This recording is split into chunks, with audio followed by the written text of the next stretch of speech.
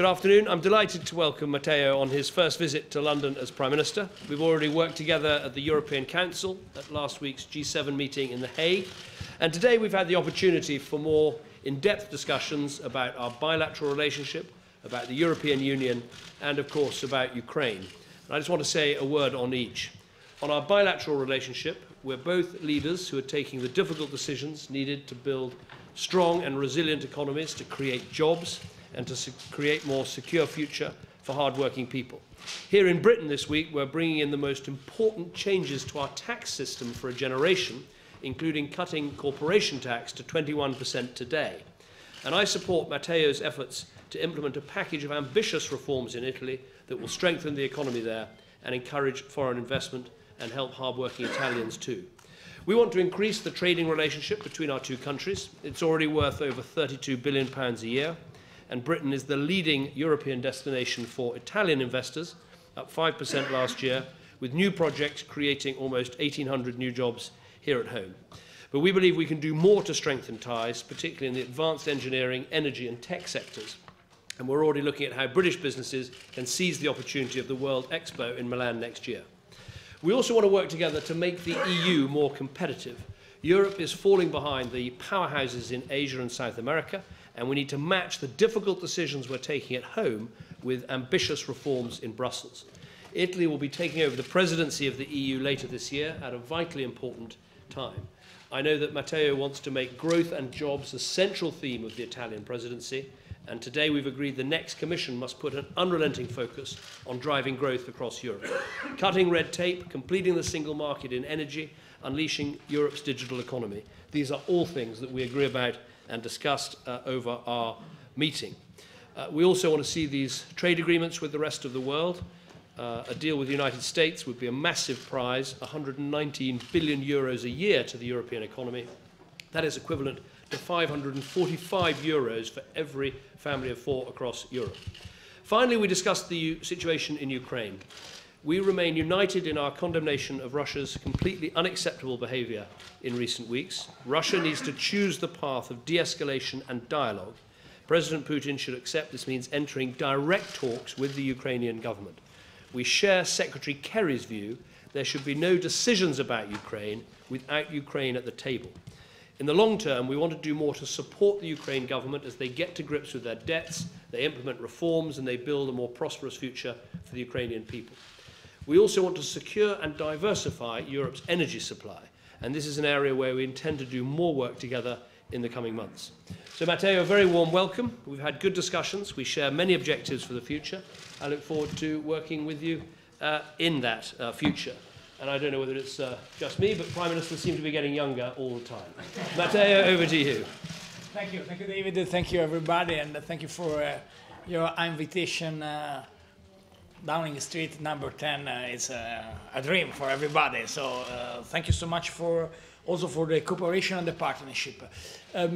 Credo che sia molto importante per l'Italia riaffermare l'importanza della relazione con il primo ministro David Cameron, con il Regno Unito, e credo che sia molto importante presentare un processo di riforme per il nostro Paese che sia la condizione per l'Italia per affrontare insieme le riforme di cui l'Europa ha bisogno. L'Italia deve essere più semplice, l'Italia deve migliorare se stessa, l'Italia deve fare la propria parte.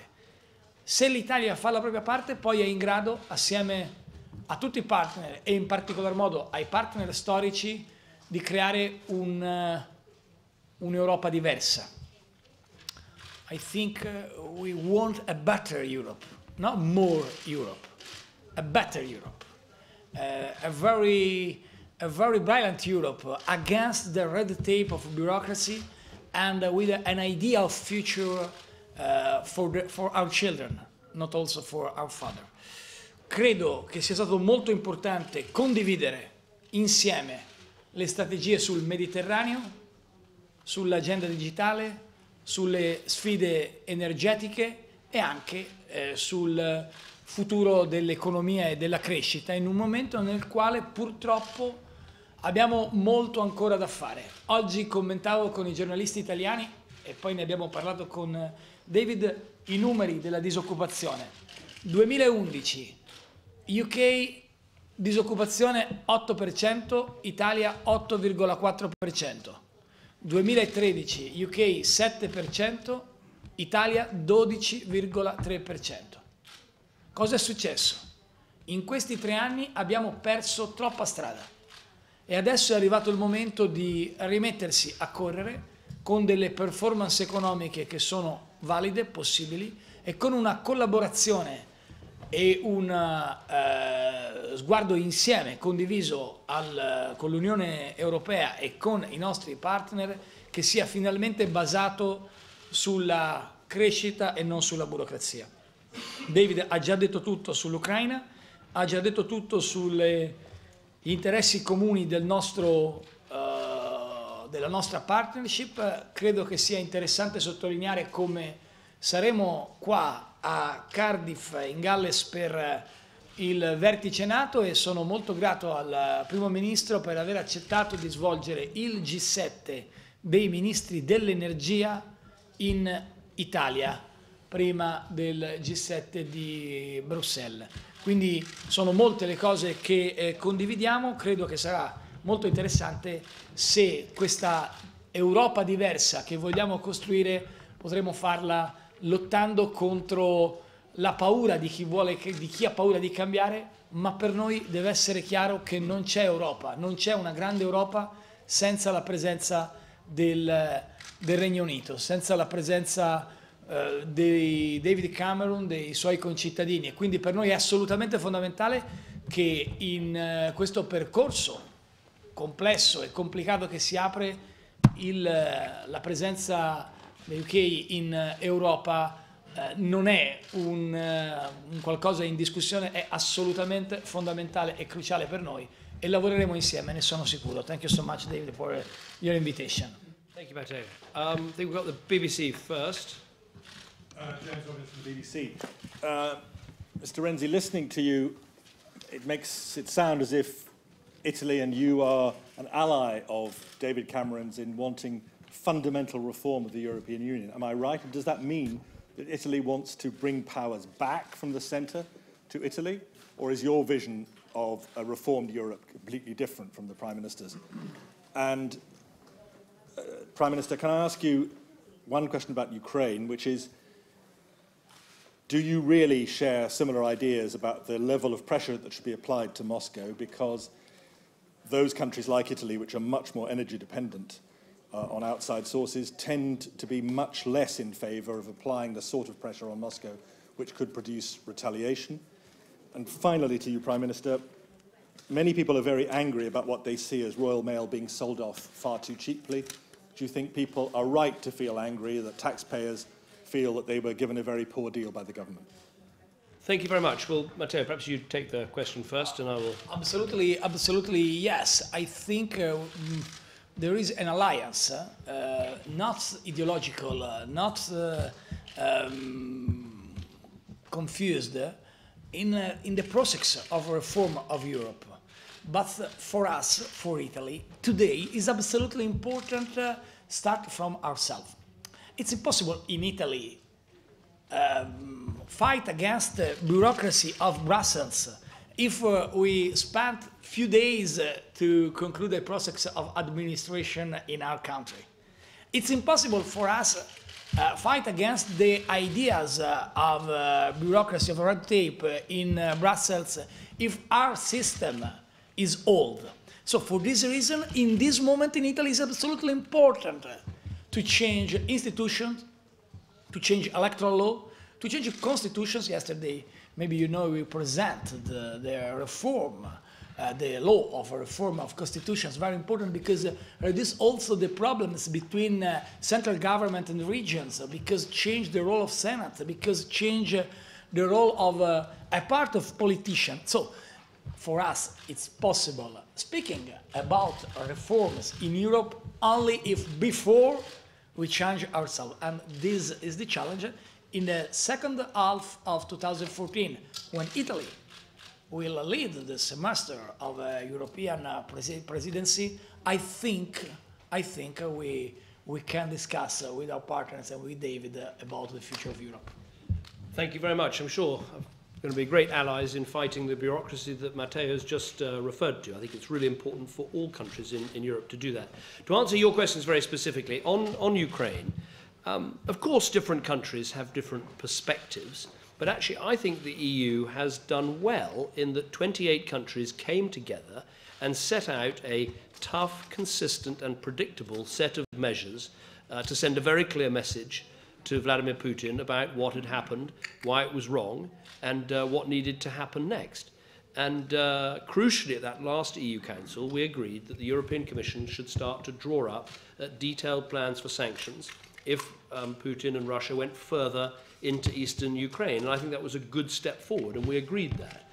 Right across the EU, we agreed that. And we also agreed the important steps in terms of travel bans and asset freezes. So we all bring our different perspectives and our different histories and arguments, but actually we came together, and I think we've set out a very consistent way forward and the right way forward for the EU.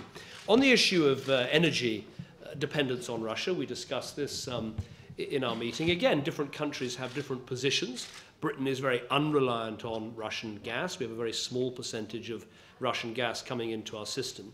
But I think where there's agreement across Europe is that this is a long-term piece of work that has to be done. It is in all our interests, whether, frankly, we're reliant on Russian gas or not. It's in all our interests that all of Europe becomes less reliant, so we're a more resilient continent, so that when shocks take place, they don't affect the gas and oil prices so badly, and countries are able to make more independent decisions. So it's a long-term piece of work, but I'm delighted that Matteo is taking on the work of chairing the G7 energy ministers. The meeting will take place in Italy, because that's going to be a start of the process, as the EU will also take forward, of making us all more energy independent. That's going to mean building LNG terminals, it's going to mean new pipelines, it's going to mean more interconnections between different European countries, it's going to mean completing the single market in energy. These are good things in themselves, but they will also make us less reliant on Russian gas, and that will be strengthening for all of us in the long term. But a long-term piece of work. You can't expect results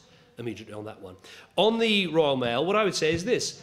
You know, a decade ago, this company was losing money, and people thought that it was in an unrecoverable situation.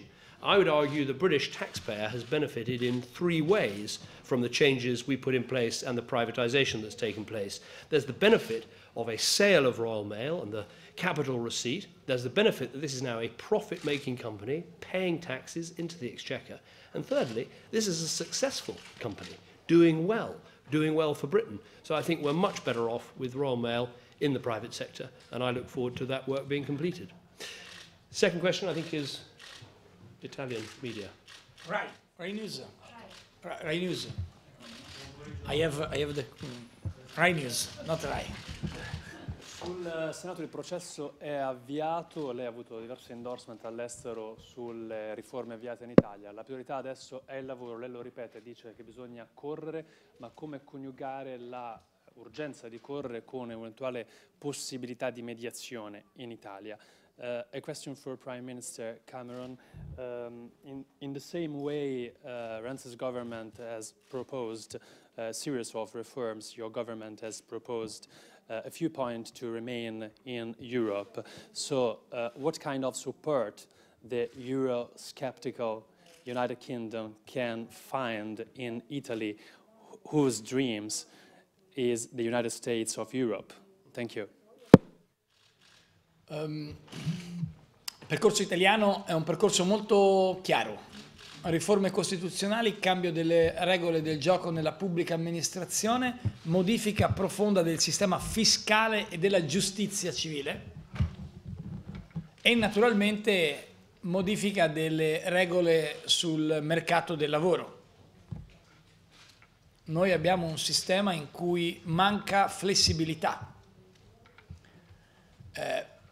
Vi ho ricordato prima delle statistiche. Queste statistiche sono statistiche che hanno visto crescere la disoccupazione nonostante che le regole che erano state fatte avrebbero dovuto migliorare e semplificare il quadro del gioco. Dunque, la ricetta di questi anni è sbagliata. La ricetta di questi anni sul mercato del lavoro ha prodotto più burocrazia e non ha risolto i problemi. Nel settore della formazione professionale in Italia hanno lavorato molto i formatori e poco le persone che avevano bisogno di lavorare. Quindi noi dobbiamo dare più semplicità e più rapidità. Per questi motivi ho raccontato a David la nostra scelta già fatta, un decreto legge già approvato sul mondo dei contratti a termine e dell'apprendistato, già legge oggi perché è decreto legge, e ieri abbiamo ufficialmente presentato al Parlamento il disegno di legge delega, cioè un percorso di legge che dovrà andare in Parlamento per il sistema italiano, sulla riforma delle regole del gioco, del codice del lavoro, per dare anche garanzie a chi non le ha avute in questi anni, ma per dare maggiore possibilità alle imprese di venire a investire in Italia. Giusto per concludere un esempio, in Italia oggi ci sono 2100 articoli che si occupano di regole sul mondo del lavoro. È normale che alla fine si finisce sempre di fronte a un tribunale. Oggi noi abbiamo in testa un codice del lavoro che abbia soltanto 50-60 articoli, che sia scritto anche in inglese, molto chiaro per gli investitori, e che consenta tempi certi. Per cui se fai un'operazione sai quanto ci impieghi, chi la fa e come sono le regole del gioco. Questo procedimento va avanti, ci sono naturalmente tutte le mediazioni possibili che stanno dentro il dibattito parlamentare, ma non puoi cambiare l'impostazione di fondo, che è quella di dare garanzie a chi non ne ha e di dare la libertà agli imprenditori finalmente di assumere e di assumere in modo vero. Thank you. Well, in terms of the support that I hope to get from Italy, which was your question, of course, Matteo and I will have our differences. He's on the centre left, I'm on the centre right, but we're both reformers. We both want to reform Europe so it focuses more on the economy and jobs. We both want to reform Europe so it focuses on cutting bureaucracy. And we both want to achieve keeping Britain in a reformed European Union. So I think there's lots of opportunity to work together. What I'm taking from what Matteo has just said is that, frankly, there's no point deregulating in Italy if you have those regulations reimposed in Brussels. And that is exactly the approach I take. And so I think there's a really good alliance that we can forge on this vital issue. Sky News. Thank you, Joey Jones from Sky News. Could I ask both of you whether you had the opportunity to discuss your expectations for the first match at the World Cup at some point? Prime Minister Renzi, could I... I said we wouldn't agree about everything. Would you mind... Is it clear from what you're saying that treaty change in Europe cannot be a priority for you or your country at the moment? And on the specific issue of freedom of movement, you will know that David Cameron has said that freedom of movement should not be an absolute right, that he's making sure that he feels that there should be restrictions on, for example, welfare benefits for people who come from one country to another. Is that an agenda that you agree with, that you are willing to pursue? And Prime Minister David Cameron, could I ask you, what is your issue with the Muslim Brotherhood at the moment? Because looking at the situation in Egypt currently, many people would say that the organisation is perhaps more sinned against than sinning.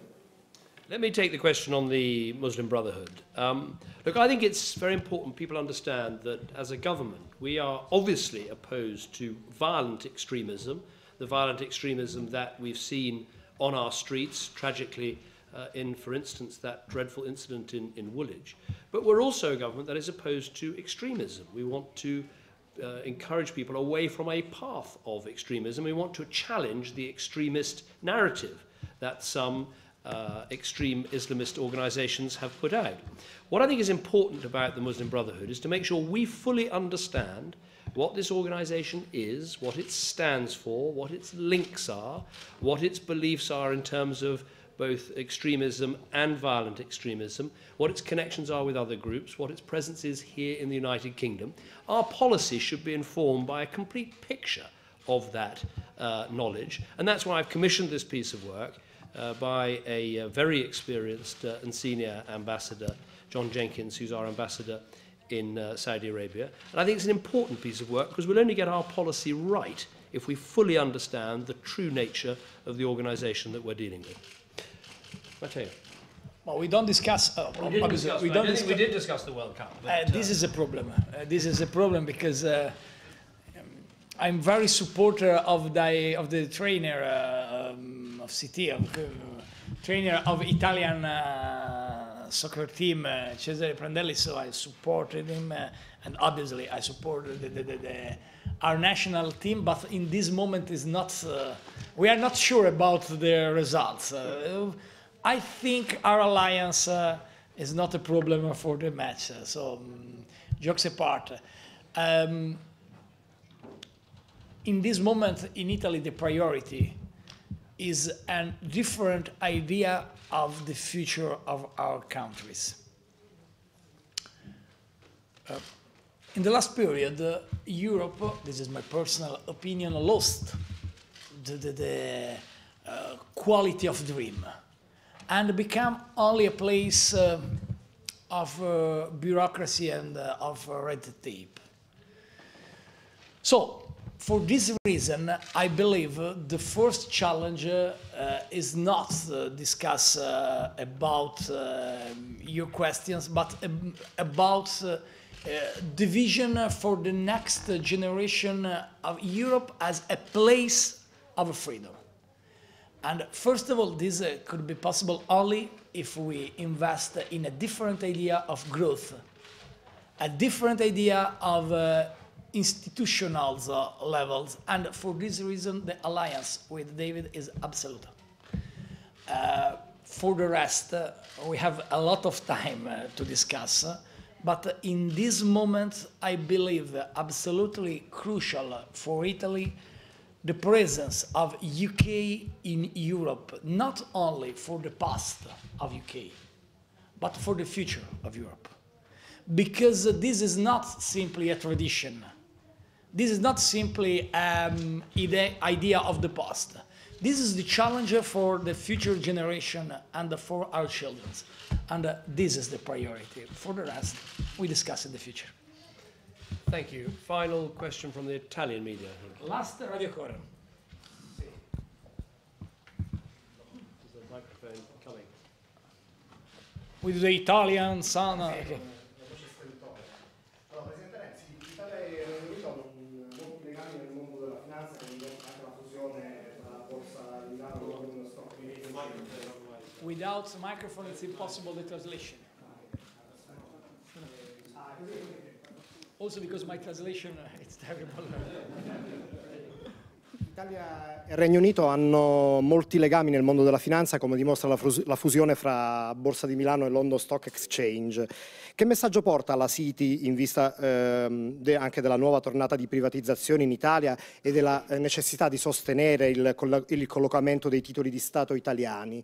E poi ha in programma incontri con personaggi del mondo della finanza o li ha già incontrati? Invece per il Presidente Cameron, siccome Renzi ha sottolineato appunto il trend diverso che ha avuto la disoccupazione del Regno Unito rispetto a quello che è successo negli ultimi 3 anni in Italia, volevo sapere se ha una ricetta da proporre, un suggerimento da dare in particolare. Grazie. Molto brevemente, credo che io non ho da dare un messaggio alla City, ma ho da prendere un messaggio dalla City. Negli ultimi giorni, nelle ultime settimane, c'è una grandissima attenzione verso il mercato italiano, da tutto il mondo, e che essendo Londra la capitale della finanza mondiale, ha in questa città il luogo nel quale le cose accadono. Ma se lei guarda i dati degli ultimi giorni, nelle ultime settimane, molti investitori stanno scommettendo sul futuro dell'Italia. Lo considero una cosa positiva, che anche i media italiani stanno iniziando a affrontare soltanto adesso. Non faccio nomi e riferimenti per rispetto delle singole aziende. Grande, grande, grande interesse verso l'Italia. Per tanti motivi, perché l'Italia ha un percorso di stabilità davanti da qui al 2018, perché si è capito che l'Italia non è più un problema per l'Europa, perché le riforme danno il senso che finalmente questo Paese vuole investire sul futuro e non soltanto pagare i debiti del passato. Per queste ragioni non ci sono incontri specifici con la City, ho recepito il messaggio che è arrivato. È chiaro che questo messaggio avrà un senso soltanto quando tornerà a diminuire la disoccupazione in Italia. è l'inizio di un percorso. Vedrete nei prossimi mesi come questo cambiamento porterà l'Italia a tornare sotto la doppia cifra della disoccupazione. Noi vogliamo tornare sotto il 10%. Questo è il nostro obiettivo e ci arriveremo nei prossimi mesi e nei prossimi anni. È un obiettivo che possiamo raggiungere. Esponenti della finanza, ovviamente impossibile non incontrare esponenti della finanza a Londra, anche al semaforo si incontrano, quindi non è un problema. Incontreremo alcune espressioni dell'economia inglese domani mattina in residenza, ospiti dell'ambasciatore che ringrazio, e incontreremo anche alcune testate specializzate. Vorrei però dire anche contemporaneamente che oggi tra le tante cose che facciamo c'è un settore che sta crescendo molto nell'export anche nel Regno Unito, che è quello del fashion, e non è l'unico. Io credo che sarà importante lavorare insieme anche sul food per dimostrare che i cibi italiani fanno bene, e l'evento a cui David ha fatto riferimento dell'Expo a Milano sarà molto importante. Però questa sera c'è un appuntamento per me molto breve, non più di un quarto d'ora, ma molto interessante per voi, sul fashion e sulla storia italiana nell'ambito di questo settore, che è uno dei pezzi trainanti dell'export italiano. Well, I'm sure Matteo doesn't need my advice. He has a very clear program for cutting unemployment. But for countries that have big deficits, that have large debts, there is no choice. You can't increase employment by expanding the public sector. You have to do something very simple, which is you have to make it easier for one person to say to another person, come and work for me. And so what we've done here in the UK is we've backed start-up businesses, we've cut jobs taxes, we've invested in apprenticeships, we've helped small businesses, we've made it easier for people to get a job and to keep a job. And in the end, there are no shortcuts to that. It's about having a flexible and active and attractive labour market. We've got 1.3 million more people in work than when I first walked through the doors of number 10 Downing Street. I know that Matteo has the same sorts of ambitions for Italy, to make it easier to employ people, to get people more jobs, and to make sure that right across Europe we see unemployment fall, which we need to. And we must, here in the UK, we're going to keep at it. This week we give a £2,000 national insurance rebate to small businesses, which will help them, we hope, to take on even more people and keep this good job story going. Can I thank you again very much for coming, Matteo? It's been really good to have these discussions. Next time we'll have to review the World Cup progress in a bit more detail. I think we're playing in a climate that might suit Italian players a little bit more than British players, but I've got full confidence in the management and in the team, and I'm sure it'll be a great contest. Thank you so much.